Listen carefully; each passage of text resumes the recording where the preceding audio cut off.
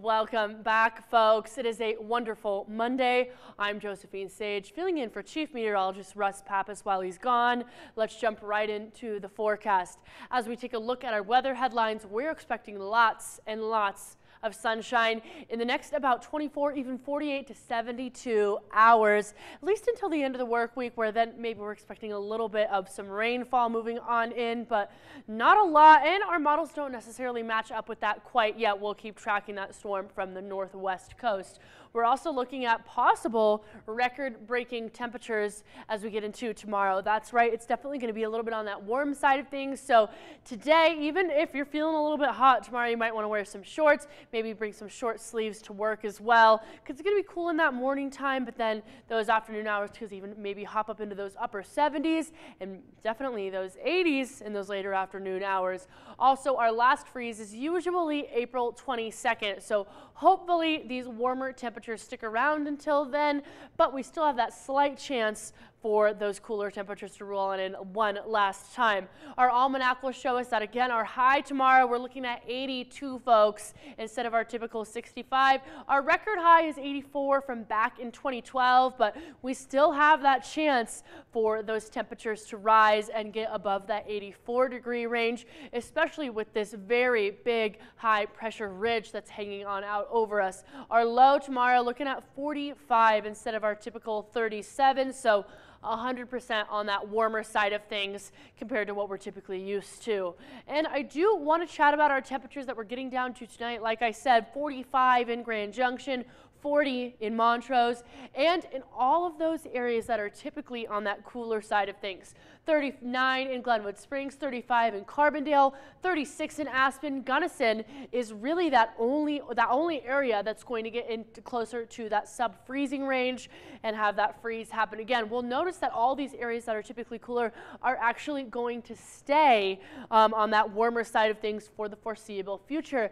And that also means we're going to start getting some runoff. We're going to start getting some snow meltage, folks. And we also are looking maybe at a little bit of some winds, which with this drier weather that's hanging out is going to get some dirt, some dust up in that snow. And our runoff's going to start getting a little bit dirty as we get into this spring hours. And I do want to chat about our dog walking forecast for tomorrow, folks. I know it's the evening hours, but 9 a.m. we're looking at 57 tomorrow, 73 by noon, whew, and 80 by 3 p.m. And folks, this is Gloria, this cute little lady. If you want to send me a photo of your dog for the dog walking forecast, please feel free to at jsage@krextv.com. It's definitely going to stay a hot one, and Gloria is sticking around with me all week this week to tell you about what it's going to feel like outside if you're heading out and about. Our pollen forecast from the Allergy and Asthma Center of Western Colorado, folks, is going to show us those trees are on that high end of things. Grasses, weeds really still looking on that low end. Mold just a tad bit kind of hanging out for us here in the Grand Valley, and these are actually going to stay pretty similar to what we're feeling, maybe even just a little bit of a rise throughout the week because, again, that drier, more windy, more hot air is definitely going to affect us here. If you're sounding like me, feeling like me, definitely get some tea, some cough drops, whatever. And tomorrow, our afternoon highs, like I was chatting, 82 degrees in Grand Junction, 75 in Montrose for our highs.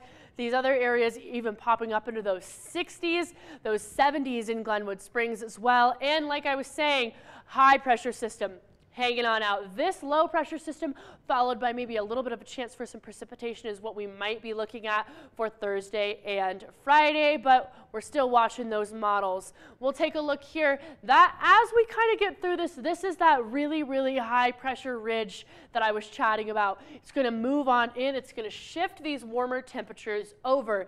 And this is called a trough, low pressure trough. We've got a chance for that to move on down with that low pressure system I was just chatting about.